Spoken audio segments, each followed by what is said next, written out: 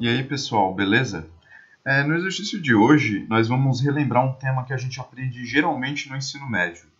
Nós implementaremos um programa para resolver equações quadráticas, também conhecidas como equações do segundo grau. Daí, você, estudante de algum curso de TI, pode pensar o seguinte: tá, mas para que eu vou implementar esse programa se eu não vou usar para algo significativo? Mas aí, conversando com um amigo que cursa engenharia ou física, por exemplo, você percebe que esse assunto não é irrelevante assim como você pensa. As aplicações dessa equação, juntamente com algumas outras questões de outras áreas do conhecimento, são muito importantes para a resolução de certos problemas. Baseado nisso, você decide implementar um programa para resolver tais equações e ajudar o seu amigo para que ele as resolva mais rapidamente, beleza? Antes de partir para o código, vamos dar uma breve revisada no assunto para ajudar a gente a modelar o algoritmo. Uma função quadrática é da forma ax ao quadrado mais bx mais c, onde a, b e c são números reais e a é diferente de zero, porque senão nós teríamos uma equação linear, beleza? Aqui, apenas para ilustrar, eu coloquei uma função quadrática e seu respectivo gráfico, que é representado por essa parábola aqui, onde o coeficiente a ele vai definir se a parábola é voltada para cima, a concavidade dela é voltada para cima, ou se a concavidade é voltada para baixo. Nesse caso, se ele for maior que zero, a concavidade é voltada para cima. Se o a for menor que zero, a concavidade é voltada para baixo. O coeficiente c, ele define onde a parábola corta o eixo do y, certo? E o b se refere à inclinação da parábola após passar pelo eixo y. Mas eu não vou me alongar muito nisso, porque o intuito do vídeo não é dar uma aula de matemática. Por fim, a gente tem x1 e x2, que são os valores onde a parábola passa pelo eixo x, e que são os resultados que a gente quer calcular com o nosso programa utilizando a fórmula de Bhaskara. Bom, essa daqui é a famosa fórmula de Bhaskara, beleza? Como eu disse, isso daqui não é uma aula de matemática, então eu não vou me aprofundar muito no assunto. Mas antes da gente partir para o código em si, é muito importante a gente pontuar algumas questões, como restrições e casos que o nosso programa deve tratar. Como a gente viu, o valor de a tem que ser diferente de zero.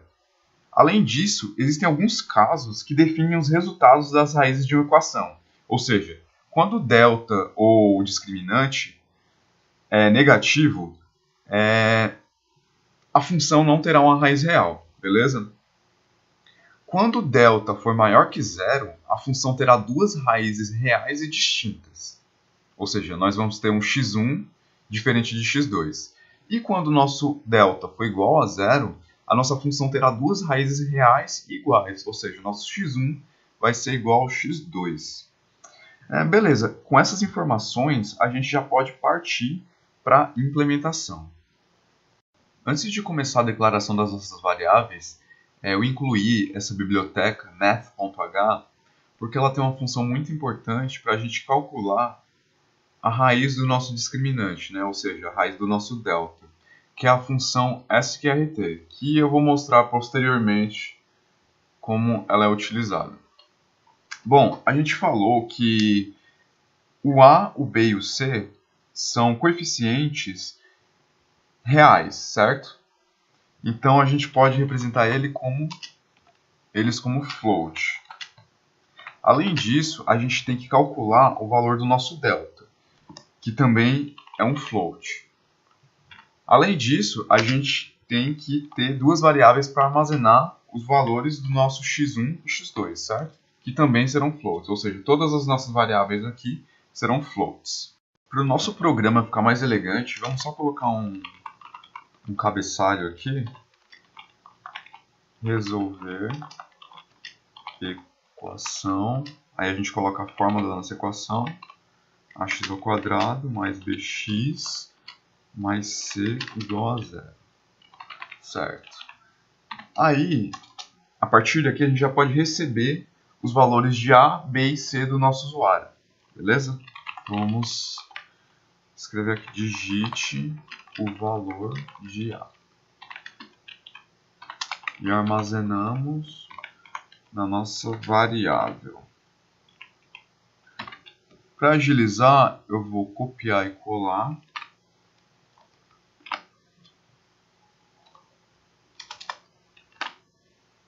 E agora eu altero aqui B, armazeno na nossa variável B, digite o valor de C e armazeno na nossa variável C. Vocês lembram que o valor de A ele precisa ser necessariamente diferente de zero para que essa equação seja quadrática, certo? Então, se uma pessoa digitar um valor igual a zero, a gente exibe uma mensagem que essa função não é quadrática e sai do programa, porque não vai ser possível resolver ela.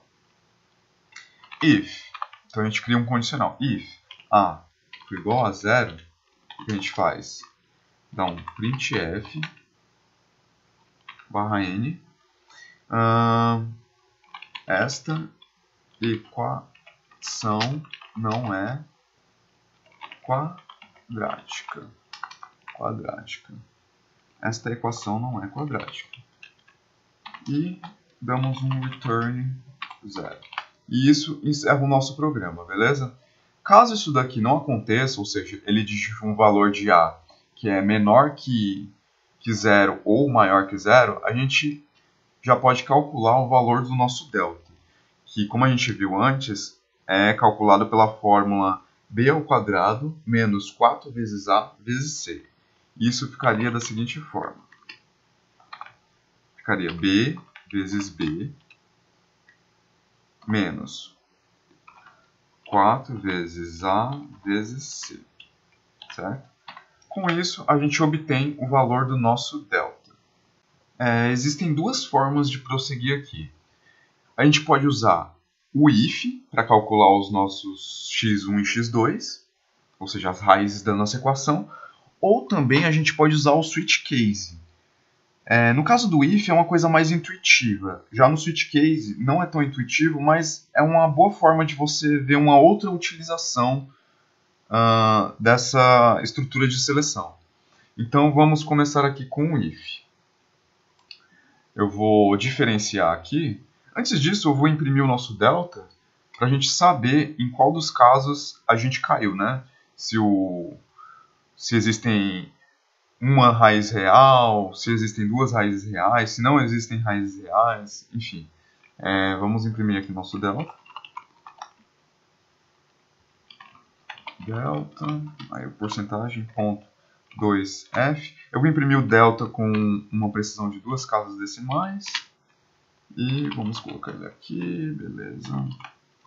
Agora, para diferenciar, eu vou colocar a seguinte mensagem aqui. Resultado com if. Resultado com if. No final, vocês vão ver que vai dar a mesma coisa você fazer com if ou com switch case. Agora vamos tratar os casos onde o nosso delta assume diferentes valores. A gente viu que se o nosso delta for menor que 0, não existem raízes reais que satisfaçam essa equação. Se o nosso delta for igual a 0, existem duas raízes reais e iguais que satisfazem essa equação. Já se o delta for maior que 0, existem duas raízes reais e distintas que satisfazem essa equação, certo? Então a gente pode colocar essas condições da seguinte forma. If delta for menor que 0, o que a gente faz? A gente simplesmente dá um printf e escreve na tela: não existem raízes reais.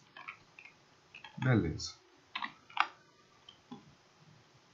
Caso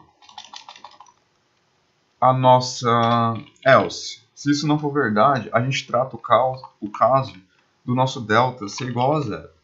Se o nosso delta for igual a 0, a gente vai saber que o nosso x, x1 e x2 são iguais, certo? Então a gente pode simplesmente armazenar o resultado do cálculo de Bhaskara em x1, certo? E como ficaria esse cálculo? Ficaria o menos b, pode ser o mais, aí aqui a gente vai usar aquela função que eu falei no início, que é o sqrt. Essa função ela recebe como parâmetro um número e retorna a sua raiz quadrada. No caso, a gente coloca ela assim, sqrt, e passa o nosso delta. Beleza? Aí o resultado disso, a gente divide por 2 vezes a, conforme a fórmula. Com isso, a gente tem o nosso valor de x1 e x2, né? Que no caso são iguais. Aí a gente pode imprimir eles na tela. Ficaria da seguinte forma: x1 é igual a x2, que é igual a porcentagem ponto 2f. Vou imprimir o resultado aqui com uma precisão de 2 casas decimais. Beleza. Aí, o último caso, se o nosso delta não for menor que zero e o nosso delta não for igual a zero, nosso delta só pode ser maior que zero, correto? Então, a gente sabe que a gente vai ter duas raízes distintas. Ou seja, a gente vai ter o nosso x1, que vai receber a mesma coisa que o nosso x1 de cima. E a gente vai ter o x2, que aqui a gente tem que se atentar por causa do mais ou menos aqui da raiz do discriminante, certo? Se no de cima a gente colocou o mais, nesse de baixo a gente coloca o menos, correto? Aí a gente pode imprimir o valor das nossas raízes. printf, nosso x1 vai ser igual a porcentagem ponto 2f e o nosso x2 vai ser igual a porcentagem ponto 2f. E a gente coloca aqui as variáveis que se relacionam com os respectivos formatadores de tipo, né? x2. Pronto. A gente vai imprimir o valor do nosso x1 aqui e imprimir o valor do nosso x2 aqui. E com isso a gente termina de tratar o caso utilizando if. Certo. Agora, como a gente pode resolver essa mesma equação utilizando o switch case? Antes de mostrar, vamos só diferenciar aqui. Resultado com switch case. Beleza. Como vocês sabem, o switch case é uma estrutura de seleção que ele indexa um valor, um int ou um char, e para cada um dos seus cases ele compara esse valor para ver qual dos blocos de instrução desses cases que ele vai executar, certo? Quando ele casa com um desses cases, ele executa um determinado bloco de instruções. Aí o que a gente pode fazer aqui? A gente pode utilizar o nosso delta e uma operação relacional para indexar os nossos cases. E, certo, como a gente faria isso? Por exemplo, a gente vai dar um switch numa operação relacional da seguinte forma aqui. Delta é maior que zero. Vocês sabem que uma operação dessa daqui, ela retorna verdadeiro ou falso, certo? Retornando verdadeiro ou falso, a gente vai saber que a gente vai ter dois casos. Case 1, certo? Caso isso retorne verdadeiro. E case 0, caso isso retorne falso. E o que acontece aqui? Se a gente retornar verdadeiro aqui, quer dizer que o delta é maior ou igual a zero. Quando o delta é maior ou igual a zero, a gente sabe que ou as duas raízes são distintas ou as duas raízes são iguais, certo? Caso isso daqui for falso, a gente sabe que o delta vai ser menor que zero. E quando o nosso delta é menor que zero, a gente sabe o quê? A gente sabe que a nossa equação não possui raízes reais. Então a gente já pode imprimir isso aqui. Não existe raízes reais. Beleza. Certo, agora vamos focar aqui no case 1. A gente sabe que o nosso delta é maior ou igual a zero, mas a gente precisa saber se o delta ou é maior que zero ou é igual a zero. Aí o que a gente pode fazer aqui? A gente pode usar outro switch utilizando a mesma ideia. a gente utiliza uma operação relacional e o resultado dessa operação relacional a gente indexa os cases e ficaria como isso. A gente dá um switch, verificando agora se o nosso delta é igual a 0. Certo? Vamos arrumar aqui. Beleza. Se o nosso delta for igual a 0, o que a gente sabe? A gente vai ter o case 1, né? Case 1, se isso daqui for verdade. E a gente também vai ter o case 0, que isso daqui não é verdade. Beleza. Esse daqui é o break que a gente tem que quebrar no primeiro case aqui, né?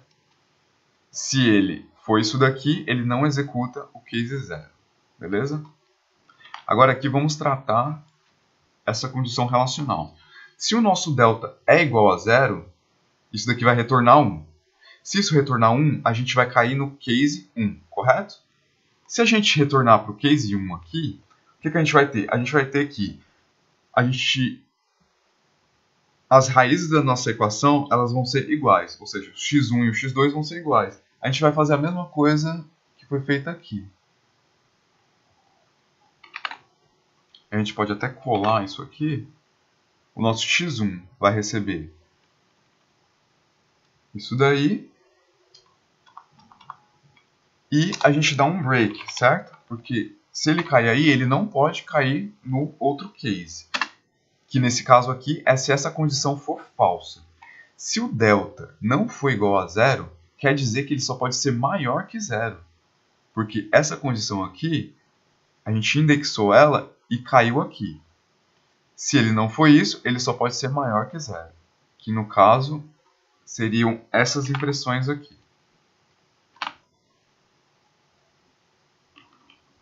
Nosso x1 recebe aquela expressão, o resultado daquela expressão, e o nosso x2 recebe o resultado dessa outra expressão. E a gente imprime normalmente, certo? E colocamos um break aqui também. E é basicamente isso. A gente utilizou duas formas de resolver a equação. Com if é muito mais simples de verificar o que está acontecendo. Com switch case não é tão simples, mas você aprende outra forma de indexar os casos que você pode querer, né, em outras situações. Bom, a gente já pode fazer alguns testes para ver se o nosso programa está funcionando corretamente. Para facilitar, eu já selecionei algumas equações aqui, alguns valores para os coeficientes que dão os seguintes resultados para as raízes, certo? Vamos começar testando um A igual a 0 para ver se ele não vai aceitar mesmo. Esta equação não é quadrática, então deu certo. Agora vamos testar cada um daqueles exemplos que eu peguei. O A valendo 1, o B valendo menos 2, o C valendo menos 3. A gente tem o delta valendo 16, ou seja, o nosso delta é maior que 0, beleza. O nosso x1 é igual a 3 e o nosso x2 é igual a menos 1 com o if. E o nosso x1 é igual a 3 e o nosso x2 é igual a menos 1 com o switch case. Como eu falei, o resultado vai ser o mesmo. São apenas abordagens diferentes de tratar a mesma situação, certo? Agora vamos para o caso onde o delta é 0. A gente vai ter o nosso A valendo 1, o nosso B valendo 8, o nosso C valendo 16, certo? Temos o delta 0, o resultado com o if, o x1 é igual ao x2, que é igual a menos 4, correto? E o resultado com o switch case é a mesma coisa. Então, deu certo também. Agora, o último caso, vamos testar alguns coeficientes que farão com que essa equação não possua raízes reais. O A é igual a 10, o B é igual a 6 e o C é igual a 10. Então a gente tem o delta como menos 364, a gente sabe que quando o delta é negativo, não existem raízes reais. O resultado com o if foi não existem raízes reais e o resultado com o switch case também não existe raízes reais. Bom, por hoje é isso. Espero que tenham gostado e até a próxima.